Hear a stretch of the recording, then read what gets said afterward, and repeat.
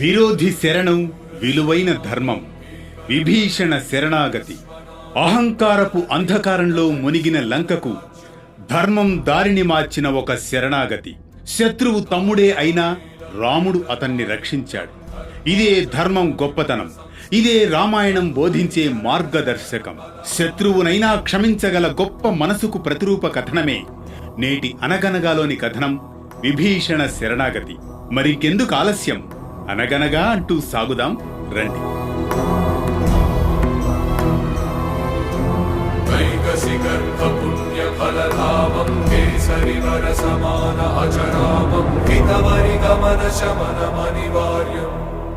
అనగనగా అది త్రేతాయుగం. రాముడు వానర వ్యూహంతో చర్చల అనంతరం యుద్ధానికి వ్యూహం పన్ని ముందుకు సాగుతున్న సమయం. వానర సైన్యం అంతా బయలుదేరింది.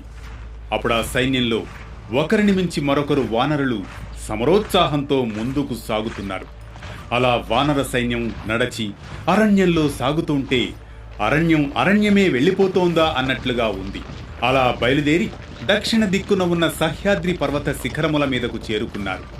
అక్కడి నుంచి కొంచెం ముందుకు వెళ్ళగా వారికి ఒక సముద్రం కనబడుతుంది.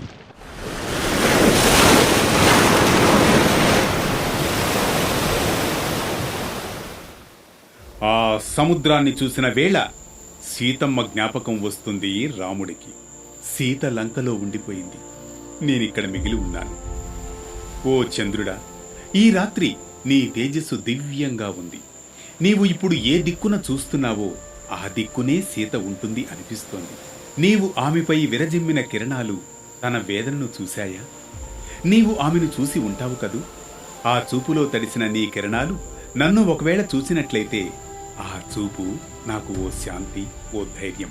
ఓ మలయమారుతమా, నీ పరిమళాలు సీతను తాకి వస్తే అదే నాకు ఉపశమనం, ఊరట. ఆమెను చూడలేని ఆ క్షణంలో చంద్రుని కాంతి, గాలిలోని పరిమళాలతో ఓ భావనా స్రవంతిలో ఓలలాడుతూ సంభాషిస్తాడు ఆ శ్రీరాముడు. రాముని హృదయాన్ని ప్రతిబింబించే ప్రకృతితో జరిగిన ఆ మౌన సంభాషణలో ఆ శ్వాస, ఆ కాంతిలో తన సీతకై వెదుకుతాడు శ్రీరామచంద్రుడు. అది రెండు వేరైన హృదయాలకు ఓ ఆదరణ.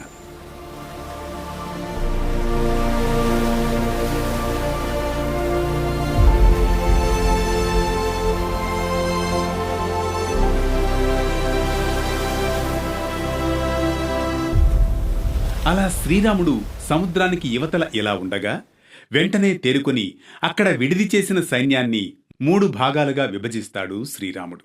ఇక్కడిలా ఉంటే అటువైపు లంకలోని పరిస్థితి ఇదిగో ఇలా ఉంటుంది. హనుమ విధ్వంసంతో అలసిన లంక అగ్నిగంధం అప్పుడప్పుడే ఆరిపోతూ ఉంటుంది. నగరం పూర్తిగా దహనమై ఆహుతిగా మారిన తర్వాత అంతఃపుర సభలో అత్యవసరంగా మంత్రులతో సమావేశమై దీర్ఘాలోచనలో నిమగ్నమై ఉంటాడు రావణుడు. సభ జరుగుతూ ఉంటుంది. రావణుని ముఖం ఆగ్రహావేశంతో మండిపోతూ ఉంటుంది. మంత్రులంతా భయంగా మౌనంగా ఉంటారు. రావణుడు ఆ మంటలని చూస్తూ ఒక్క వానరం ఎంత విధ్వంసం సృష్టించింది అనగానే అప్పుడు మహాపర్షుడు ఇలా అంటాడు, మహారాజా, ఆ వానరానికి అసాధారణ శక్తి ఉంది. అది సాధారణ వానరం కాదు తండ్రి, ఇది మనం గుర్తుంచుకోవాలి. ఆ వానరం రావడంతో సీతాదేవిలో కూడా ధైర్యం పెరిగింది. ఆ వానరం వదనంలో ఓ ఉత్సాహం ఉంది. ఇది యుద్ధానికి సంకేతమని నాకు అనిపిస్తోంది అంటూ ఇంద్రజిత్తు అంటాడు. అవును ప్రభు, ఈ వానరుణ్ణి తేలికగా తీసుకున్నది పెద్ద పొరపాటు. ఇది వాడికి ధైర్యమే కాదు, దూతగా రావడం ఒక ఆరంభం. తర్వాతి దశే రాముడు లక్ష్మణుడు లంకలో ప్రవేశిస్తారు అంటాడు కుంభకర్ణుడు. రాముడా, మనుష్యుడే కదా, మనల్ని చూసి దేవతలే భయపడతారు. ఈ మనుష్యుడెంత, మరి మన సైన్యం ముందు అతను ఎంతమాత్రం నిలబడగలడు అంటాడు రావణుడు. ప్రభు, మేలు కంటే కీడును ముందు తెలుసుకోవడమే ధీరుని లక్షణం. ఈ వానరుడు చెబితేనే మనం గమనించాలి. ఇది ఓ సంకేతం తెలుసా? ఏంటిది?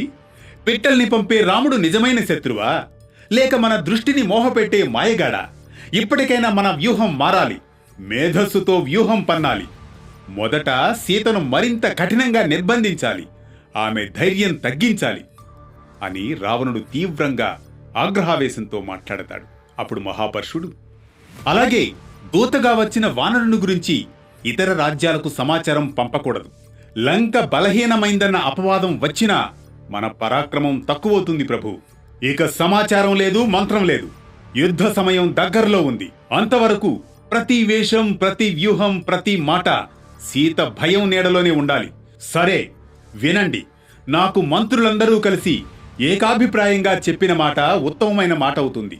మరి చెప్పండి అంటూ రావణుడు అడుగుతాడు మంత్రులను. ప్రభు, మీరు దేనికి బెంగ పెట్టుకుంటున్నారు? మీరు ఒకనాడు హిమాలయాలలో ఉన్న కుబేరుడితో యుద్ధం చేసి ఆయనను ఓడించి పుష్పక విమానం ఎత్తుకొచ్చారు. అలాగే దేవేంద్రుణ్ణి ఓడించారు. తరువాత యమలోకానికి వెళ్లి యముణ్ణి కూడా ఓడించారు. ఇక మీ వద్ద ఇంద్రజిత్తున్నాడు. ఇంద్రజిత్తు ముందు ఆ రాజకుమారులు ఎంత అంటారు. ఇంతలో మంత్రుల్లోని ప్రహస్తుడు లేస్తాడు. ప్రభు, మీరు భయపడకండి. నేను ఒక్కడిని యుద్ధానికి వెళితే చాలు, ఆ రామలక్ష్మణులను ఇద్దరినీ సంహరించి వచ్చేస్తాను. నిన్నటి రోజున ప్రమత్తంగా ఉండడం వల్లే ఈ వానరాన్ని పట్టుకోలేకపోయాం కానీ లేదంటే అంటాడు. అప్పుడు రావణునితో వజ్రధనుష్ఠుడు ఇలా అంటాడు. ప్రభు, రాముణ్ణి మోసం చేసి గెలిచే ఒక గొప్ప ప్రణాళిక మీకు చెబుతాను. మన దగ్గర కామరూపులైన రాక్షసులు ఉన్నారు. వాళ్లను భరతుడి సైన్యంలా రూపం మార్చమని చెప్పి రాముడి దగ్గరకు పంపి అయోధ్యకు రావాలని భరతుడు కోరినట్లుగా చెప్పడంతో భరతుడి మీద ఉన్న ప్రేమతో రాముడు వెనక్కు వెళ్లిపోవడంతో ఆ సమయంలో మనం ఓడించవచ్చు. అందుకే ఆజ్ఞ ఇవ్వండి ప్రభు అంటాడు. అదే సమయంలో కుంభకర్ణుని కుమారుడు నికుంభుడు, మంత్రి, దానికింత మోసం ఎందుకు? నేను వెళ్లి వాళ్ళను ఇప్పుడే చంపేస్తాను, రామలక్ష్మణుల్ని భక్షించేస్తాను అంటాడు. అలా ఒకరికి మించి మరొకరు సలహాలు, సూచనలు ఇస్తూ ఉంటారు. ఆ సమయంలో విభీషణుడు కల్పించుకొని ఓ సలహా ఇస్తాడు. మంత్రులారా, మీరందరూ ఈ సభలో ఏవేవో చెప్పేస్తున్నారు. ఈ విషయం ఆలోచించండి. 3 విషయాలున్న శత్రువు విషయంలోనే యుద్ధానికి తలపడాలి. ఆ రాజు ఏమరపాటుతో ఉంటే యుద్ధానికి వెళ్లడం తేలిక. మరో శత్రువుతో పీడింపబడుతున్న రాజును ఓడించడం కూడా తేలిక. దైవం ప్రతికూలంగా ఉన్న రాజుపై దండెత్తడం తేలిక. ఈ 3 లోపాలున్న రాజు మీదకు దండయాత్ర చేయడం తేలిక. కానీ మీరందరూ ఒక్కొక్కరు ఒక్కో విధంగా రాముణ్ణి చంపేస్తామని ఒకరు, భక్షిస్తామని ఇంకొకరు ప్రగల్భాలు పలుకుతున్నారు. రాముడు ఇప్పుడు యుద్ధానికి వస్తున్నాడు, అప్రమత్తుడై ఉన్నాడు. దైవం ఆయన పట్ల అనుకూలించి ఉంది. మీరు భరతుడి సైన్యంలో వేషాలతో చేరితే గుర్తుపట్టలేనంత మూర్ఖుడా రాముడు? అసలు శత్రువు బలం ఏంటో, ఎంతమంది వస్తున్నారో, ఎటువంటి వారు వస్తున్నారో మీరు అంచనా వేసుకోవాలి. ఒక్కసారి ఆలోచించండి.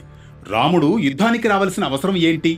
రాముడి సతీమణి సీతమ్మను మా అన్నయ్య రావణుడు అపహరించి అశోకవనంలో బంధించడం న్యాయమా? తన సతిని విడిపించుకోవడం కోసమే రాముడు యుద్ధానికి వస్తున్నాడు. ధర్మం రాముడి పట్ల ఉంది. ధర్మం ఎక్కడుంటే అక్కడ దేవతలుంటారు. ఏ రకంగా చూసినా రాముడిదే పైచేయి. తప్పు చేసింది మనం. ఆ సీతమ్మను రాముడికి అప్పగిస్తే రాముడు యుద్ధానికి రాడు. ఆ తప్పును సమర్థించుకోవడానికి ఇన్ని కోట్ల మందిని పణంగా పెట్టడం మంచిదా? ఆలోచించండి. నా మాట విని సీతమ్మను ఇచ్చేద్దాం అంటాడు విభీషణుడు. విభీషణుడు చెప్పిన నీతి వాక్యాలు చెవికెక్కని రావణుడు ఆ సభను అర్ధాంతరంగా ముగించి తాను లేచి వెంటనే వెళ్లిపోతాడు. విభీషణుడు మరునాడు రావణ మందిరంలోకి వెళుతాడు. అన్నయ్య, నమస్కారం. నీకు సభలో కొన్ని విషయాలు చెబితే వెళ్ళిపోయావు. అందరికీ మనలో అన్యాయం ఉందనే తెలుసు. కానీ నీకు భయపడి నీతో వారందరూ చెప్పడం లేదు. నేను కూడా చెప్పకపోతే నా అన్నను రక్షించుకోలేని వాడినవుతానని నీ మీద ఉన్న ప్రేమతోనే చెప్పడానికి వచ్చానన్నయ్యా అంటాడు మరోసారి విభీషణుడు. అన్నయ్య, నాకెందుకో అశుభ చిహ్నములు కనబడుతున్నాయి అని మరోసారి చెబుతాడు. అంతే, రావణుడు విభీషణుడి వైపు కోపంగా చూస్తాడు. ఓ విభీషణ, నువ్వు నా సోదరుడివేనా లేక శత్రువర్గంలోని వాడివా? నా సభలో నా దూతల మధ్య నీవు రాముడి గుణగానం చేస్తావా? నా చేతిలో ఒరిగిన రాజ్యం, నా చేతిలో నిండిన శక్తి, దశ దిశలపై నా సింహాసనం, ఇవన్నీ నీకు కనిపించవా? ఒక్క అడవిలో తిరిగే వాడిని నీవు పరాక్రమశాలివంటావా? గుర్తుంచుకో విభీషణ, రాముడు యుద్ధానికి దేవేంద్రుణ్ణి తీసుకువచ్చినా సరే సీతను పంపే ప్రసక్తే లేదు. ఇక నువ్వు వెళ్ళవచ్చు అనగానే ఇంతలో ఇంద్రజిత్తు ప్రవేశిస్తాడు నివాస ప్రాంగణంలోకి. వీరత్వంలోనూ, పరాక్రమంలోనూ, బలంలోనూ, తేజస్సులోనూ మా తండ్రి రావణాసురుడు, ఆయన తమ్ముడు కుంభకర్ణుడు సాటిలేనివారు. నువ్వు ఎంత పౌరుషహీనంగా ఎలా పుట్టావు పినతండ్రి?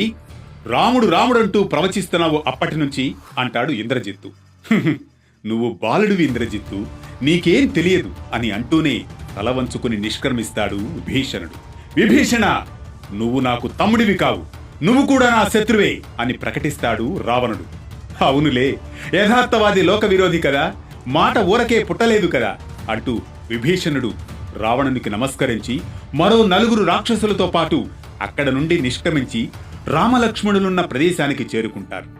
ఆ సమయంలో సముద్ర తీరాన వానరసేనతో రామచంద్రుడు తూర్పు దిశగా నిల్చుని ఉన్నాడు. రామా, ఆకాశ మార్గంలో రాక్షసులు వచ్చేస్తున్నారు. ఇది రావణుని మరో కుట్రగా కనిపిస్తోంది. ముందు వారిపై దాడికి అనుమతినివ్వండి అంటాడు సుగ్రీవుడు. విభీషణుడు విమానంపై నుంచి దిగుతాడు. చేతులు జోడించి, ఓ రఘునందన, నేను లంకాధిపతి రావణుని సోదరుడను. కాని అతని అహంకారాన్ని పాపాన్ని తట్టుకోలేక అతన్ని విడిచి వచ్చేశాను. దయచేసి నా శరణాగతిని అంగీకరించు ప్రభు. నీ ధర్మ పథంలో నన్నూ భాగస్వామిని చేయి శ్రీరామ అంటాడు. ఆగండి ప్రభు, శ్రీరామ, ఇదో మాయ కావచ్చు. విభీషణుడు ద్రోహం చేసే అవకాశం ఉంది అంటాడు సుగ్రీవుడు. ఆ సుగ్రీవుని వారిస్తూ జాంబవంతుడు ఇలా అంటాడు. రఘునందన, విజ్ఞతతో చూడాలి ఏ అంశాన్నైనా. అతని మాటల్లో స్పష్టత ఉంది, నిజాయితీ కనిపిస్తోంది అంటాడు జాంబవంతుడు. అప్పుడు హనుమంతుడు కూడా, ప్రభు, నేను సీతామాతను చూసిన తరువాత ఈ విభీషణునిపై నాకున్న అభిప్రాయం, అతడు నిజంగా ధర్మమార్గుడనే అనిపిస్తోంది. అతడి హృదయంలో నిజమైన భక్తి కనిపిస్తోంది ప్రభు. ఓ వానరులారా, ఒక వ్యక్తి నన్ను శరణ కోరితే అతడెవరైనా సరే నా కర్తవ్యం అతనికి రక్షణ కలిగించడమే.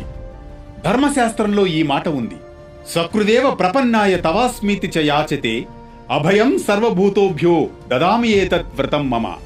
ఒకడు ఒకసారి నా శరణుజొచ్చి నీకే చెందినవాడిని అని పలికితే అన్ని భూతాల నుండి అతనికి భయం లేకుండా రక్షణ ఇస్తాను, ఇది నా వ్రతం అంటాడు శ్రీరాముడు. మహాపురుషుడి శ్రీరామ, నీ ధర్మాన్ని మేము అర్థం చేసుకుంటాము అని సుగ్రీవుడు అభినందిస్తాడు. ఓ విభీషణ, ఇలాంటి వాక్యాలను పలికే నీవు ధర్మానికి ప్రతిరూపం. నువ్వు నాకే చెందినవాడి, ఇప్పటి నుంచి నువ్వే లంకకు రాజువి అంటూ స్వీకరిస్తాడు శ్రీరామచంద్రుడు. అలా ఉంటుంది లంకలోని పరిస్థితి, విభీషణ శరణాగతి. ఈ కథనం మనం ఎలా బ్రతకాలో నేర్పుతుంది. అహంకారాన్ని కాదు, వినయాన్ని స్వీకరించాలి. విభేదాలను కాదు, విలువలను నిలుపుకోవాలి. శత్రుత్వాన్ని కాదు, శరణాగతిని గౌరవించాలి. ధర్మం అంటే న్యాయం మాత్రమే కాదు, మానవత్వానికి నిలయంగా ఉండడం కూడా. వేటూ న్యూస్ కథా పయనంలో భక్తిని పలికించే పలుకులు, ధర్మాన్ని స్పృశించే సందర్భాలు, శౌర్యాన్ని ప్రతిబింబించే ఘట్టాలు. ఇవి కేవలం కథలు కావు, మన సంస్కృతికి మనోభావాలకు పరస్పర ప్రతిబింబాలు. ఈ క్షణాన తీసుకునేది ఓ చిన్న విరామమే కాని ఇది ముగింపు కాదు. ధర్మయాత్రకు ఉపశమనం లేదు, భక్తి పదానికి అవధులు లేవు. మళ్ళీ వేటు న్యూస్ అనగనగాలో మళ్ళీ కలుసుకుందాం.